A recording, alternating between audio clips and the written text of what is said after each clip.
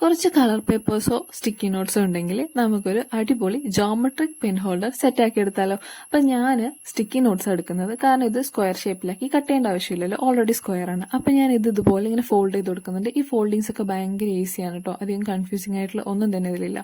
അപ്പൊ 4 ഇതുപോലെ ഫോൾഡ് ചെയ്ത് കഴിഞ്ഞാൽ നമ്മുടെ ഒരു ലെയർ സെറ്റാവും. ഇതുപോലെ പരസ്പരം 4 ഇങ്ങനെ ജോയിൻ ചെയ്ത് കൊടുക്കുക. അപ്പൊ നമ്മുടെ ഒരു ലെയർ സെറ്റായി. ഇതുപോലെ 4 ലെയറും കൂടി സെറ്റാക്കി എടുക്കുന്നുണ്ട്.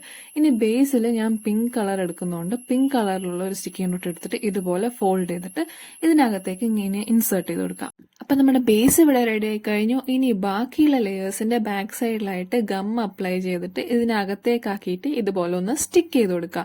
അപ്പൊ നിങ്ങൾക്ക് വേണമെങ്കിൽ 4 ഡിഫറെന്റ് കളേഴ്സ് എടുക്കാം. 4 ഡിഫറെന്റ് കളേഴ്സ് എടുത്താലും കാണാൻ നല്ല രസം ഉണ്ടാവും. ഇപ്പൊ ഞാൻ ജസ്റ്റ് 2 കളേഴ്സേ എടുത്തിട്ടുള്ളൂ. അപ്പൊ ഇതും കൂടി സ്റ്റിക്ക് ചെയ്ത് കഴിയുമ്പോൾ നമ്മുടെ ജോമെട്രിക് പെൻ ഹോൾഡർ ഇവിടെ സെറ്റാണ്. ഇനി ഇത് നിങ്ങൾക്ക് ഇഷ്ടപ്പെട്ടിട്ടുണ്ടെങ്കിൽ ലൈക്ക് ചെയ്യാനും കമന്റ് ചെയ്യാനും സബ്സ്ക്രൈബ് ചെയ്യാനും മറക്കണ്ട. നിങ്ങളുടെ ഫ്രണ്ട്സിന് ഇത് ഷെയർ ചെയ്ത് കൊടുക്കാനും മറക്കണ്ട.